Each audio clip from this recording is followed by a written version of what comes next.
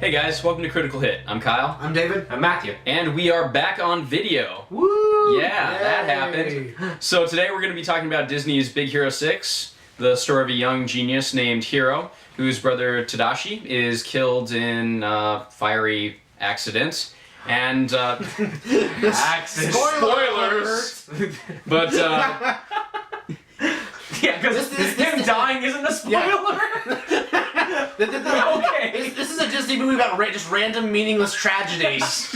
Isn't that just Disney? That's Fox and the Hound, man. No, as Hiro tries to figure out a little bit more about what happened to his brother, he also discovers his brother's robot that he had created before his death, named Baymax, who is just a delightful source of all things good and wholesome. A giant, healthy marshmallow. Yes! And, you know, the two of them try to figure out a little bit more about what happened to Tadashi. And Baymax is very, very focused on taking care of this boy who's just suffered a major loss. And together they become superheroes. So, along with 4 other characters? Yeah, that happened. Hence the title. Who you may not have seen in the marketing, interestingly enough. Oh man, but let's just jump right into it because yeah, a lot to say. Yeah, well, for me, like I overall like I like this movie a lot. Like I'm a superhero guy, so when I see a superhero movie, I'm probably going to like it unless it's bad, like Ghost Rider. And this movie is not bad. Nick Cage. Like this is just you. If you went to this movie and thought it sucked, I'm sorry, but you're just wrong. Oh. It's just a really fun, good movie. Yeah. I mean, I have some problems with it overall, and we'll talk about it later. But like overall, like I was very satisfied, and I laughed a lot, and I enjoyed it a lot. It was a good ride. Yeah. As for me, I definitely enjoyed it a lot. I laughed a lot. I mean, it's the kind of movie though that I for me. Well, let me put it this way: I saw it on Friday, and now it's Monday, and I feel like I've already forgotten most of the movie except for the stuff involving Baymax. Yeah, which I think really sort of speaks to the movie's strengths and weaknesses. Okay. Being strengths, Baymax. Yeah, Baymax. Weaknesses are just a lot of other everything things. else. I mean, it's not that it's even bad. It's just not very memorable. Is the thing. Like it just like Baymax is really what makes this movie feel distinctive. Yeah, But that's not like bad. I don't think It's not a bad thing. It just means it's not. Baymax makes the movie. Well, hang on. I think that the characters really do make this movie. So let's jump into talking about the characters here, and why don't we start with Baymax? Yeah. And what kind of makes him so great? Yeah. So basically, Because- like, let's just a little bit, like, just the way Baymax was made was, he's a robot that is programmed, designed to be like a personal doctor. Like, Yeah. he's a medical robot. He's a medical, and medical robot. he at first is made to deal with physical injuries. And when he reaches the point when Hiro is dealing with Tadashi's death, he realizes Hiro has an injury that's not physical, so he goes into psychology. Yeah, that was actually really beautiful. Yeah, and he begins trying to treat Hiro's non-physical damage. Yeah, and that's the really compelling arc of the whole movie. Like that's the one like major plot point I'd say that just kind of uncontroversially just works really damn well. Yeah, no, making him so proactive in this boy's recovery was kind of it really, really pushed the story. That's what makes me like the story. Yeah. Baymax was just very likable on a really fundamental level. Yeah. Like even just the basic, like even the movement was hilarious, and the way it sort of like stumbled around the room and had trouble. Yeah. Because he's so bulky, he has trouble getting around the room without crashing into things. No, this movie it did a really good job with physical comedy with Baymax. Yeah, with Baymax, and it's like at first I was even a little disappointed that he had a voice because I thought that would distract from the physical element because the physical was so well done. The physical was well done, but they did interesting things with the voice too, though. Well, the voice was kind of monotone just enough that it didn't disrupt the awkwardness of his movements.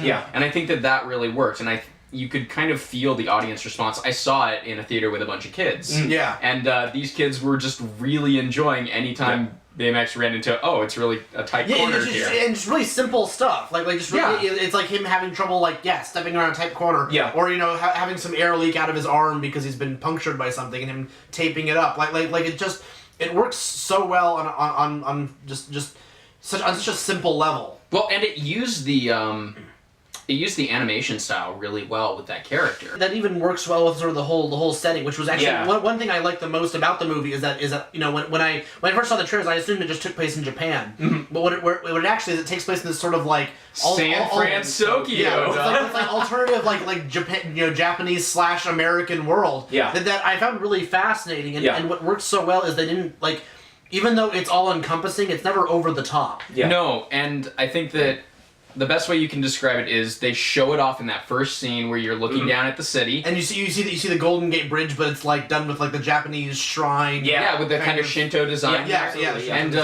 it looks really, really good. But then it doesn't fade into the background. It becomes the background. Yeah. That's the backdrop for everything now. We don't have to show it off to you. Yeah. And there will be moments when you're going through the city and you'll go, oh, trolley car, but Japanese style. Yeah. That's really cool. Yeah, it's and the whole And city's you'll- that way. Yeah.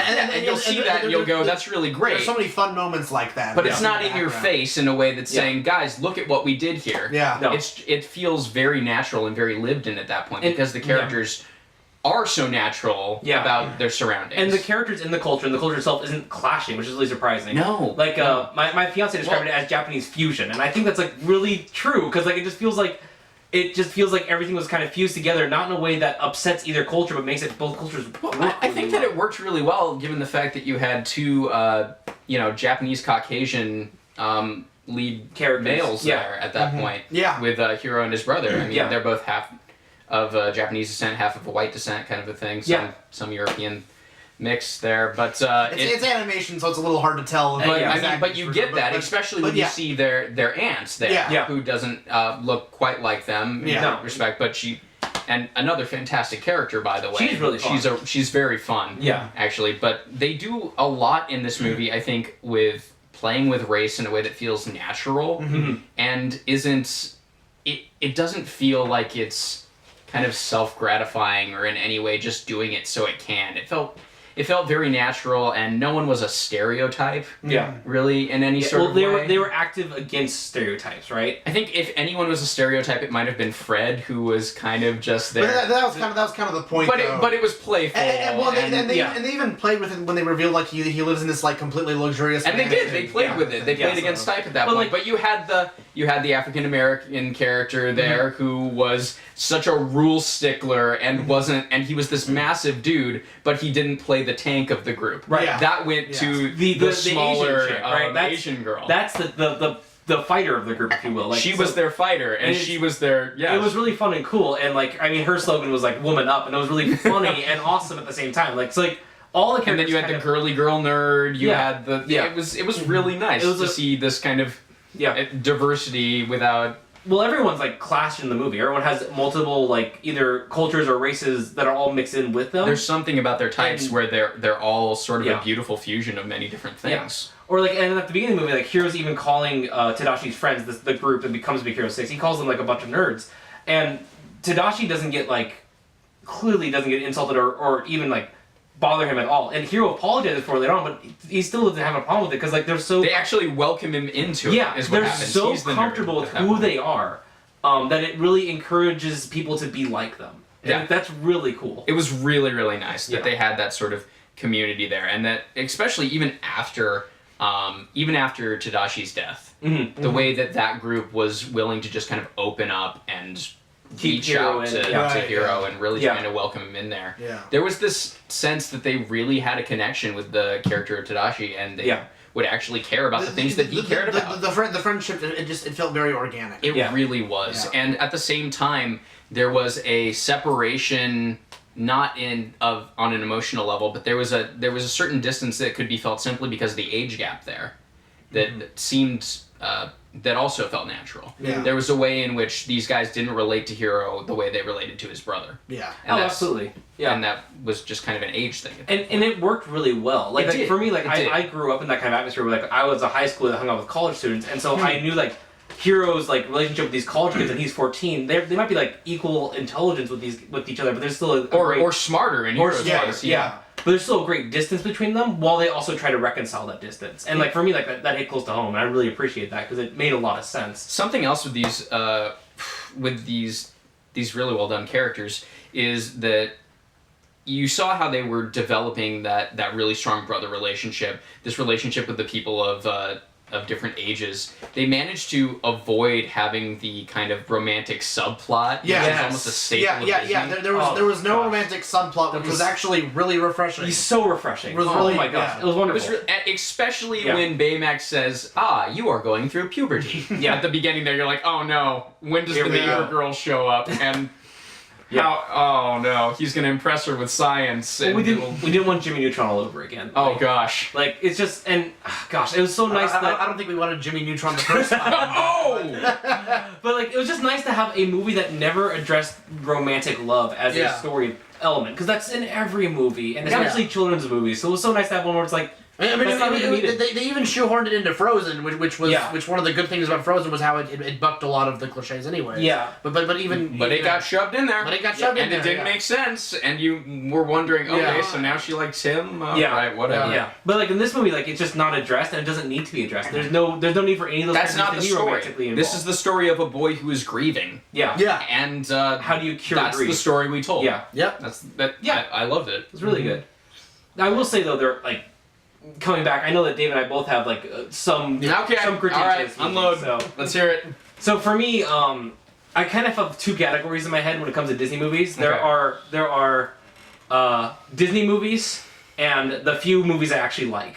When it comes because as a whole, Disney does these certain stereotypes and tropes that I just really don't like at all. And this movie also hit them once again.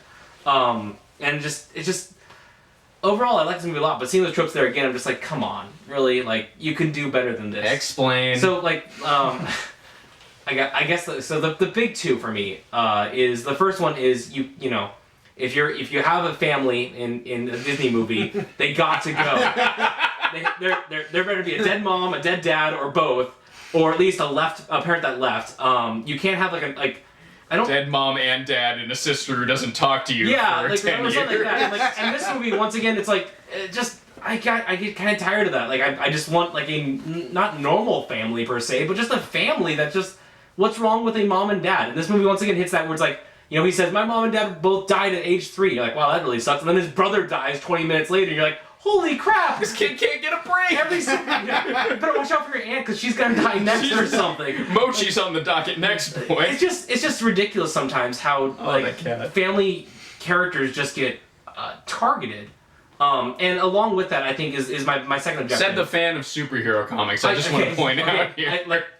I don't. Yes, there might be a. And there's one other thing I'll say, kind of in defense of that though, is that this was one case where the parents being dead. That was very much necessary though for the relationship for that brother relationship, which was so strong. See, that's fair. I like I said, that's actually really good. But then once again, after it just seemed obnoxious to me to have a triple tragedy at that point. Where you have mom dead, dad dead, and now brother dies. Well, they never even explained what happened to the parents. No, they don't really. No, well, in fact, I actually thought that it was originally when I was watching it, I was thinking it would come in maybe later, or something. Didn't bother, but then it wasn't the story they were telling. It just seems like at that point it just seemed unnecessary. I think that the point was that they had a family, and that the tragedy was that family. Look, and I'm all for their brother relationship is fantastic. It really is, and so is the aunt's great, and the way that they interact with her is really fun.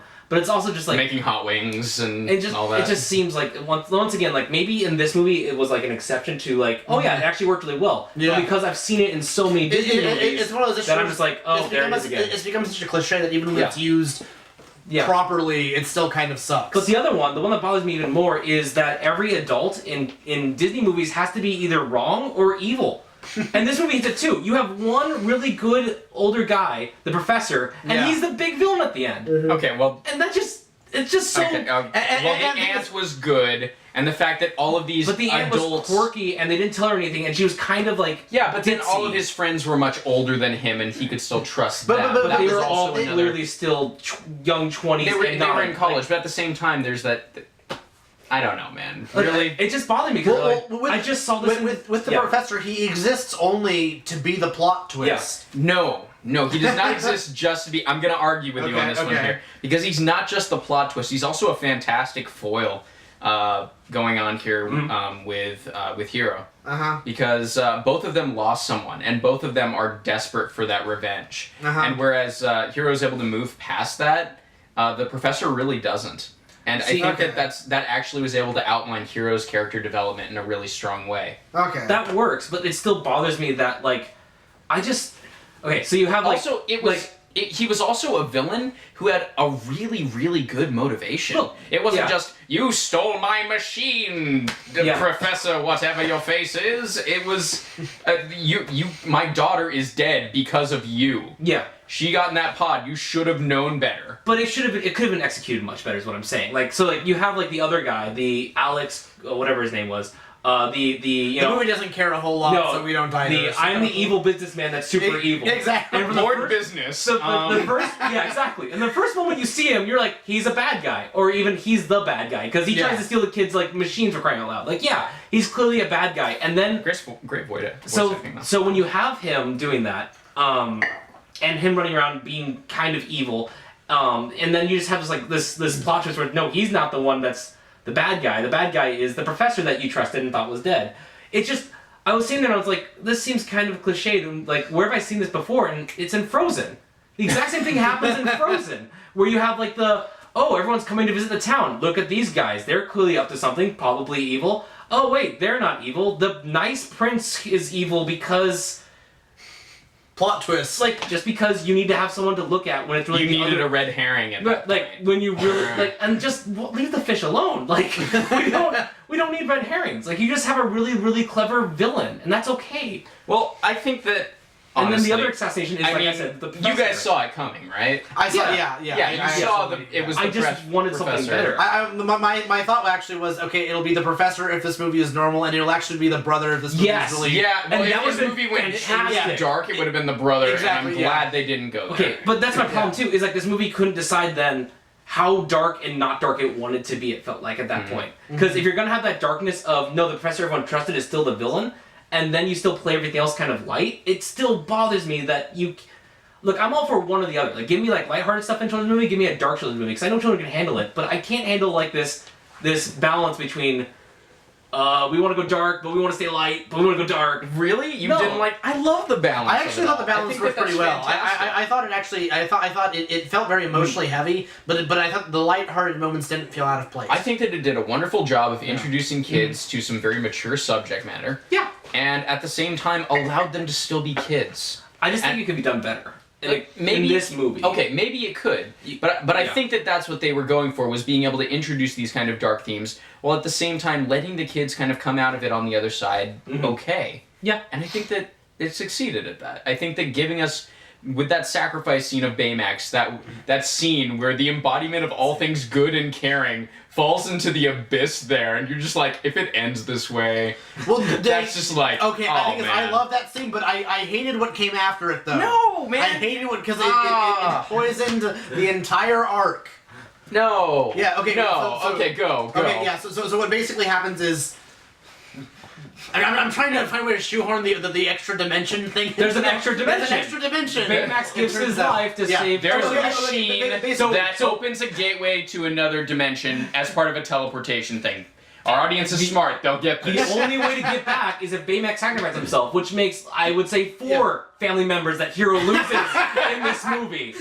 Like, come on, Disney! Leave the kid alone! Yes, and if it had ended with that, it would have been a really messed up, old-school German fairy tale where life is garbage, just deal with it. And that's just where it would have ended. But as it was, they didn't just have to repeat the boy lost his brother. Here's another parallel for the boy losing his brother. You must move on. But see, here's what happens. So Baymax has to give his life to save Hero. Yeah. But at the very end, it's revealed that Hero was able to basically bring Baymax back.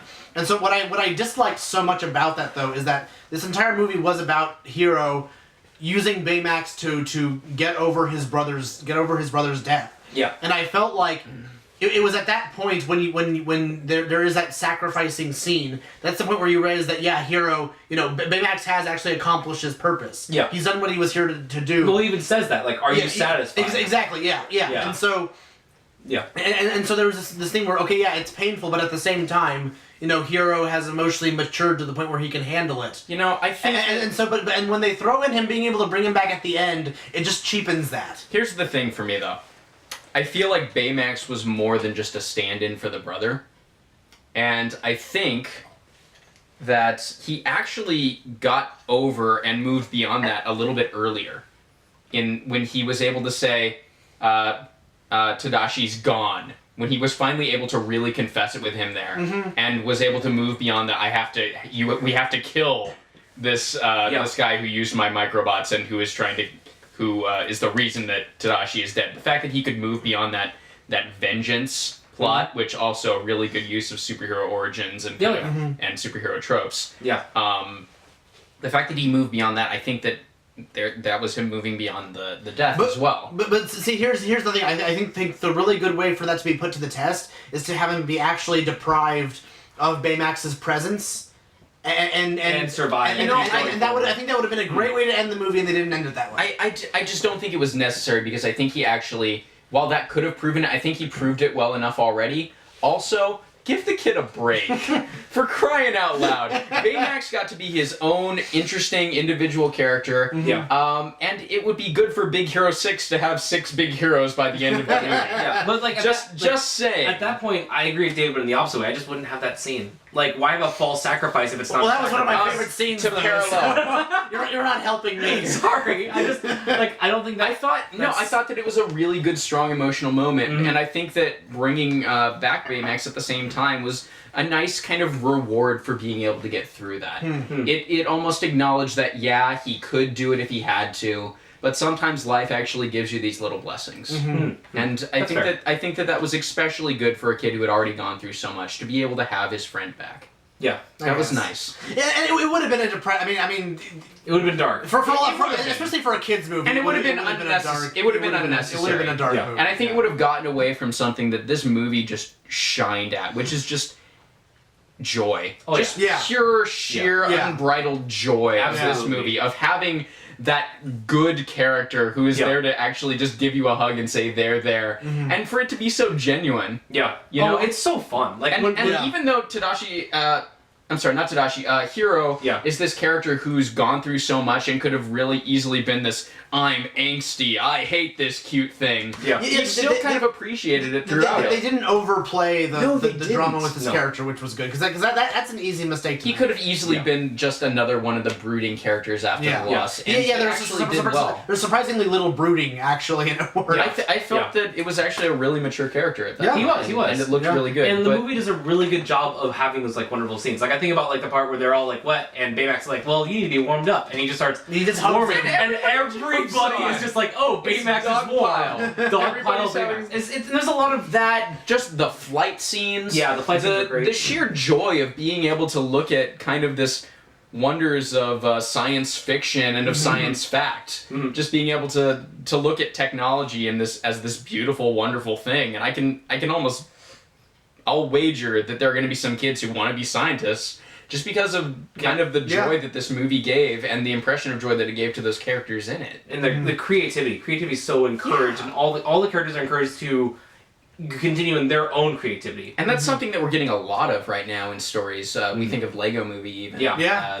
Just how creativity is just really a big part of what we're pushing right now. Yeah. And another thing that American culture in particular is pushing on kids is trying to get them interested in math and science and these sorts of things. So being able to combine them with a movie like this, I think that's really novel. Yeah. And kind of worked really well. Yeah. I don't know. Yeah. Closing thoughts? I liked it.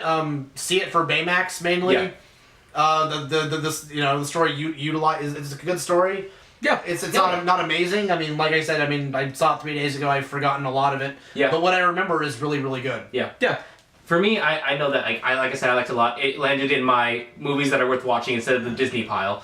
As I mentioned earlier. The Disney pile. It's when the fun. Disney assassins come for you. Yeah, I know. Yeah. I'll be ready. But overall, it is good and it is fun, and it was just nice to see a really good a good children's movie. Like for me, like gosh, watching those trailers are awful. Yeah. The SpongeBob movie, the Penguins, Minions. It just everything children's movies just looks so stupid. There were a bunch of trailers at the beginning of this movie, and they were all, Yeah.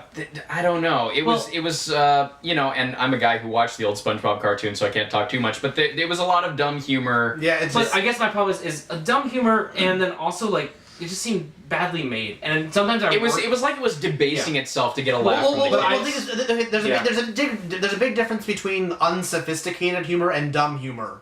Okay. Yeah. And you know, I want to see more so that you don't have to make it dumb for kids to laugh at it Well, and get it. No, I guess my because thing too- I think that Baymax proved that. Yeah, because exactly, yeah. That's some perfect physical comedy and comedic timing going on there. Hang on, isn't this my closing up thoughts? Yeah, but do you matter? No, not Okay, really. there But we go.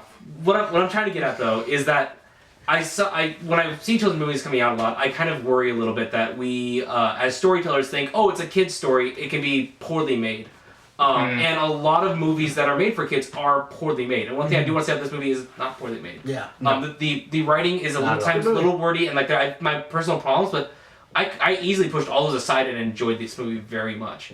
And I would encourage anyone to see it. And I don't get to say that often with kids' movies. And I'd like to see more movies of this style and of this heart be put in children's movies, so that children actually have movies worth watching. Yeah. Because it seems kind of awful that we have this mentality that, you know, it's okay for kids to watch bad stuff. I think that a good children's movie is like a good children's book, something that a Yeah. grown-up could read and enjoy. Yes. And this one is definitely Seems one. important, and I think that Yeah. that works here. Absolutely. So. Yeah. Okay. I don't know. I I think that I said it. Do we want to mention Feast? Oh gosh, yes. Yeah. At the very beginning of this, you have one of those, one of the short films that Mm. Disney puts out every once in a while, and this one was.